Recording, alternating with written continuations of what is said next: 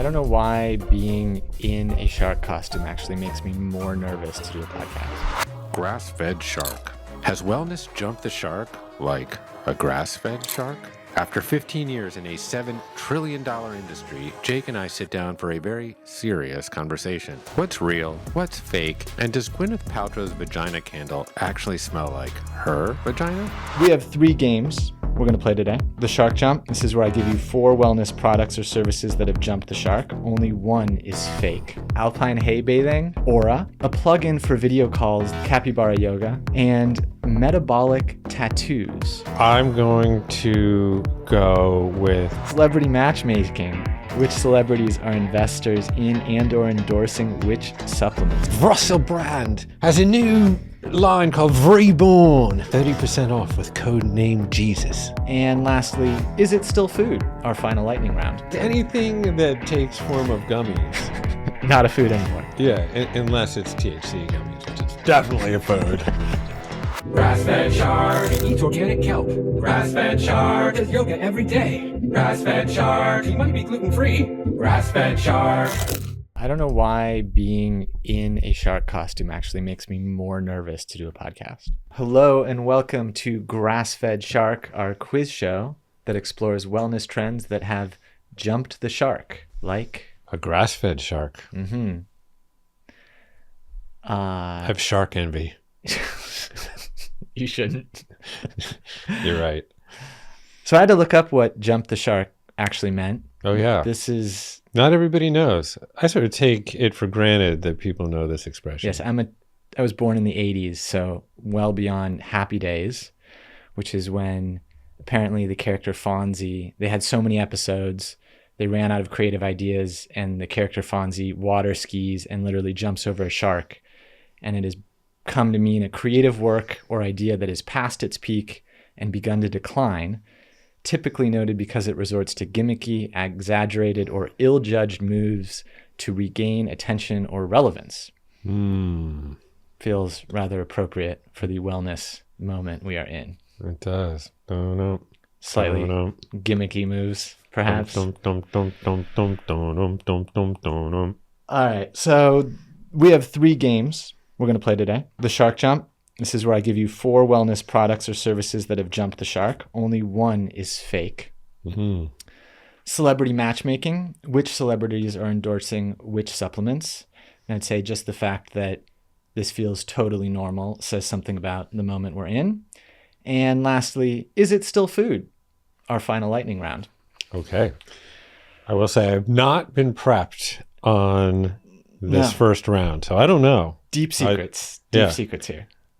All right, here we go. Remember, 4 shark jumps here.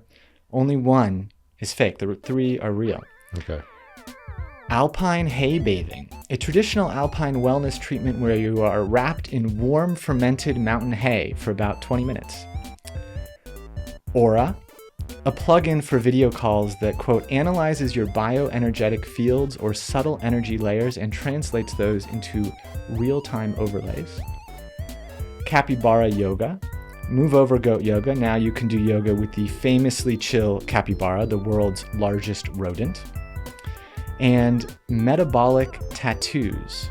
Forget continuous glucose monitors that wear out after 2 weeks. This tattoo changes color in response to fluctuations in glucose levels.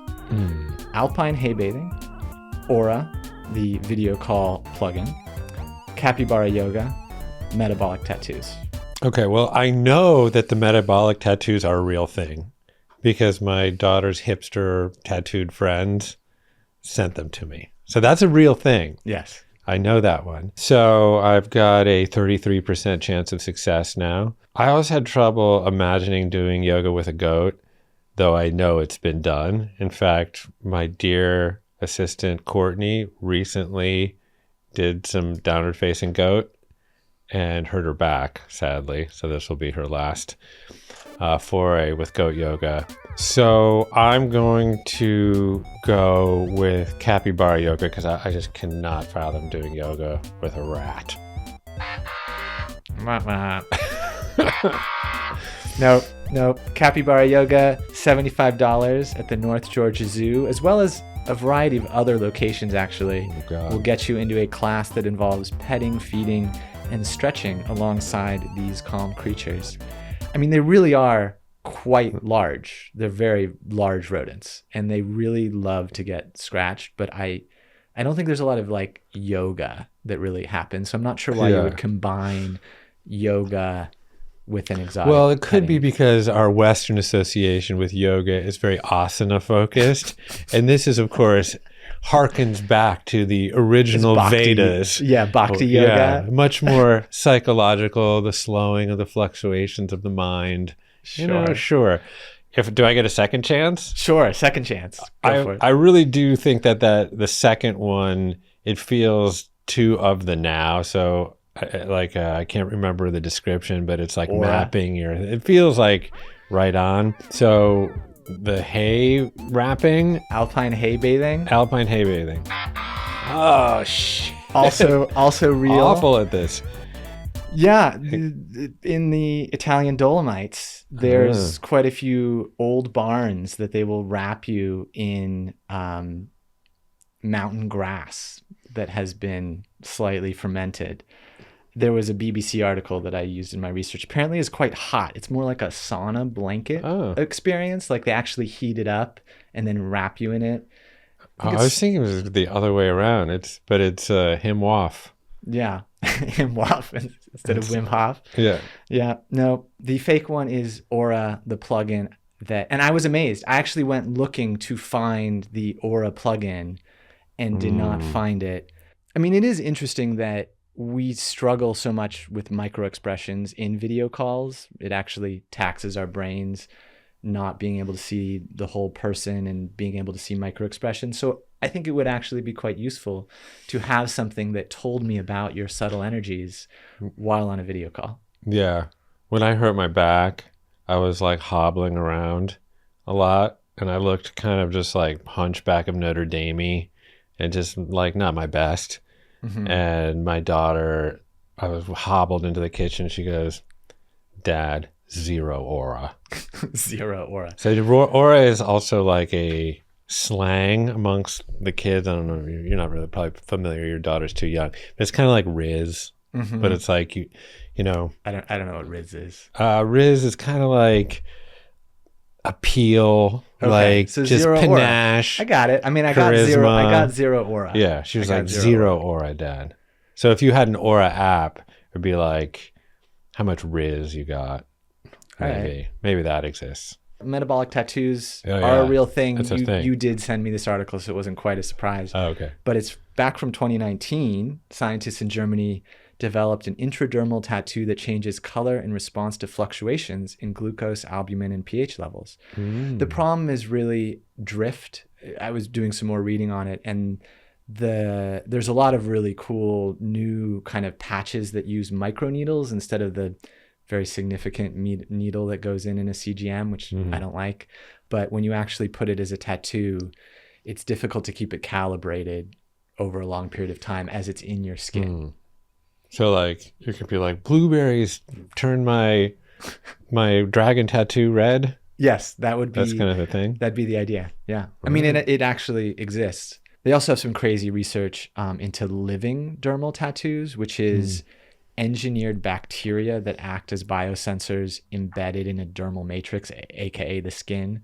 And it's still in the research phase, but I could see obvious complexity to putting engineered bacteria into your skin that change color based on what's going on in your... That'd be great if they did that with Botox. It'd be a dead giveaway. It'd be like, wait, hold on. You just got some Botox. How did you know? Well, your forehead is purple. Exactly. Yeah. All right. Well, you were 0 for 2 on a game that you were only supposed to be able to lose 1 point on, Jeff. So starting behind. So I don't get the free trip to Galveston? No, to North Georgia Zoo, actually. I can see your aura and it's ugly. Your spirit must be rotten to the core. To a new age guy like me, you'll just bring pain and misery. So darling, I can't love you anymore. All right, that was I Can See Your Aura by Marley's Ghost. Celebrity matchmaking. Let's move on. Which celebrities are investors in and or endorsing which supplements? So your celebrities are Venus Williams, John Legend, Gwyneth Paltrow, and Russell Brand. Okay. And are they all endorsing something or other? Yeah, I have 4. So the 4... I have to match them. Yeah, that's the matchmaking. I see. First one is Happy Ending Functional Mushroom Chocolates, Happy Viking High Protein Meal, Vital Healthy Aging Longevity Supplement, Colostrum and Methylene Blue. And your celebrities, once again, were Venus Williams, John Legend, Gwyneth Paltrow, Russell Brand. You have Happy Ending Functional Mushroom Chocolates, Okay. Happy Viking Protein Meal. That's a lot of things to remember. I know. I need some methylene blue. I know that one. My dear old friend Russell Brand has a new line called Reborn. Reborn, yes. And 30% off with code name Jesus. We'll resurrect you with enough creatine and methylene blue, because if you need to exist at this level of intellectual prowess, you need to take the creatine with the methylene blue. It'll make you pee all sorts of different colors. Sponsored right here by Russell Brand. How's that? I can still kind of do it. Sponsor your own supplement, but yes. In his case, yes. Yes, in his case. The tagline he's given it to is Fuel the Surrender. And you're right, it is Reborn because he has become an evangelical Christian. And the colostrum tagline is From the first light of life, renew your sacred temple. So that was the easy one. I did know you knew that one. Organic milk from the mother's breast. Yes, squeeze naturally. For those who don't know, colostrum is the antibody-rich first milk produced by mammals after giving birth, essential for newborn immune development and gut maturation. Mm-hmm. I remember it, not necessarily by taste, though. On occasion, I'd have a little nip on an off day, but it was sort of more yellow and a little more chunky, if I remember correctly, but boy. Yeah, it's like thicker. It would have been the first milk that you drank. Yeah, the very, very first milk. No, I don't mean from my mom. I mean, okay. Yeah, I mean from because Skylar. Because of the birth. Yeah, colostrum. Yeah. There's some support for human supplementation, but I would say the benefits marketed have far outstripped the research on that one. Okay. Colossal colostrum. Yes. Brought to you by the Greek gods. All right. Venus Williams, John Legend, Gwyneth Paltrow. Come on, there's an easy pick. Okay, Happy Endings has to be Gwyneth Paltrow, right? Yes. Because everything is sort of geared down there for her. Yes. You know? Did you ever smell her candle vagina? She had a vagina candle? Yes, it said, "This candle smells like my vagina." That was on the Goop website. That should be in your Grass-Fed Shark. It should be. All right, get with one. it. Next time. I think they've taken that down. They sold out so quickly. And now everyone knows what her little coochie smells like. There we go. In candle form. And so, that's true. And then there was a chocolate one. And that was Happy Ending Mushroom Chocolate. Okay, right. Then the Happy Viking High Protein Meal. Which is either Venus or John Legend. Yeah. I don't really associate John Legend with being a Viking, but I'm going that way just because the gender seems to be more appropriate. All right. No. Venus Williams. Okay. The high protein meal. She's athlete. Not a lot to say there. So many athletes. I did Arnold Schwarzenegger and LeBron James co-founded a protein. I almost put that one on here. That must have like 10,000 grams of protein. Yeah, it's just and one little just pellet. A high protein. It's just a protein powder brand. But you're getting jacked though. Yeah, definitely. Definitely getting jacked. And that leaves just one. John Legend. It's actually what I found interesting is that it's an 8-in-1. A bunch of celebrities came together to create this. What's an 8-in-1? John Legend, Chrissy Teigen, Zac Efron, Pedro Pascal, Shonda Rhimes, Kevin Hart, Whitney Cummings, and Rich Roll all are investors in this new longevity supplement line. The primary one is Vitality. And it has, again, I think the interesting thing here is not necessarily the ingredients in all of these. It's pretty straightforward. It's more just the world we live in where celebrities used to like come out with a makeup line, and now the supplements business is so significant. Listen, there's a differentiation between a rigorously researched and developed supplement line and a white label line that is just basically, you slap a recognizable face on top of it, and there's not a lot of thought or that goes into the actual quality of the ingredients or stringency around the research. And I think this is like a topic that's been brought up more recently.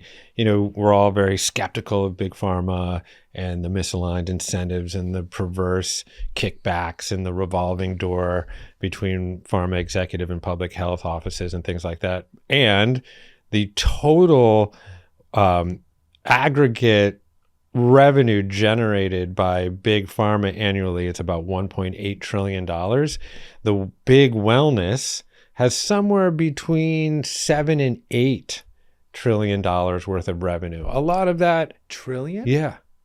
I don't know if that can be right. Yes, because it's 5 times bigger than big pharma. Wow.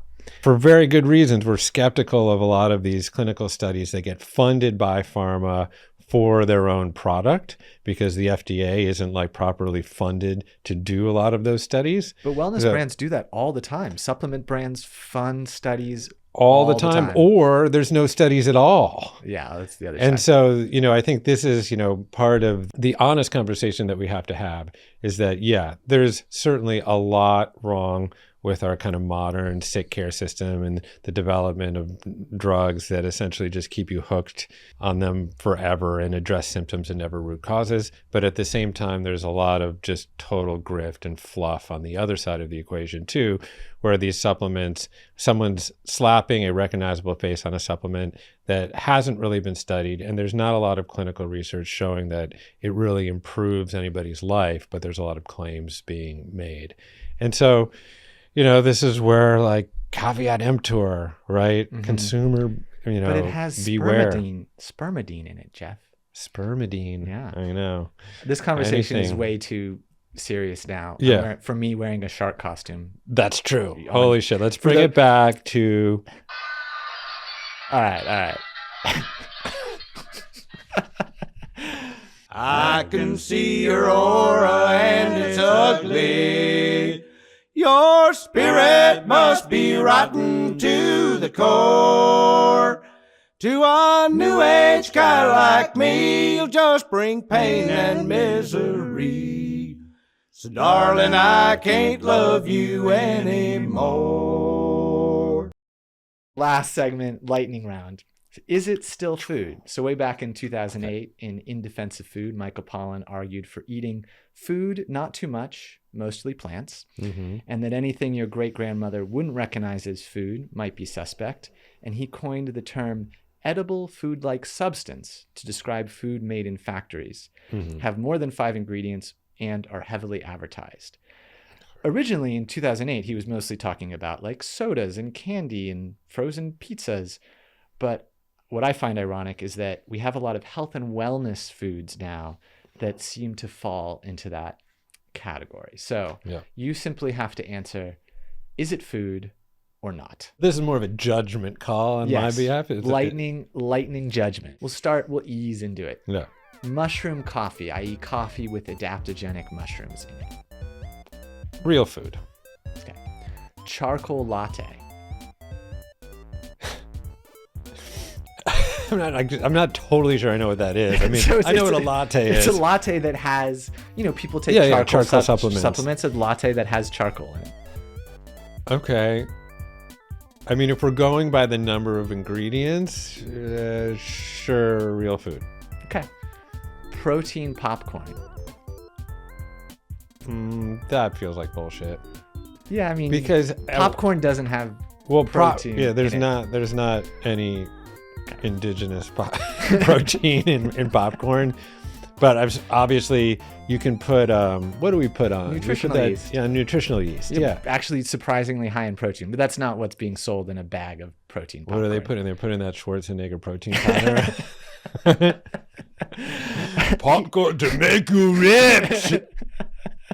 All right. Collagen creamer with MCT oil powder. Collagen creamer. So this is like something you Yeah, I put mean, in your basically coffee or something? collagen Yeah. with an MCT oil powder. I'm trying not to give away my opinion. Yeah. Yeah, feels too processed for me. Yeah, it's one of those where it's like collagen is a thing, MCT oil is a thing, though Sure. that's refined from coconuts, but then you start to powder. I mean, it's a very significantly processed food. Celery juice fiber gummies. The pause there was meant Yeah. to throw you off. Yeah, no way. Not a food. Yeah, not a Because food. anything that takes form of gummies, Not a food anymore. yeah, unless it's THC gummies, which is definitely a food. Definitely, if I'm not, yeah. Beef liver capsules. I mean, it feels more like a supplement than a food, but Yeah, okay. I'll take you. Maybe it doesn't belong in the is it food. yeah. I mean, if it's just beef liver, Yeah, that's what's in a beef liver capsule. so I would imagine so they'd have to extract the liver of a cow, Yeah. and then they pulverize it and dehydrate it, Yeah. and they put it in a. Yep. Ooh, Yeah. that's Electrolyte popsicles. Pedialyte electrolyte popsicles. We'll make it more Pedialyte specific. electrolyte. I mean, yeah, not a food. You could do it with like coconut water, but Yeah, they don't. right. They're sold as electrolyte popsicles. I have the ingredients here. It's like potassium sorbate, potassium citrate, sodium benzoate. You know, not food. No. Hydrogen water. This is regular water infused with extra molecular hydrogen gas. I have like a lot of people in my DMs pitching me on this right now. I don't know enough about it, but I've heard people make some fairly miraculous claims. Food or not a food? Not a food. Yeah. CBD seltzer.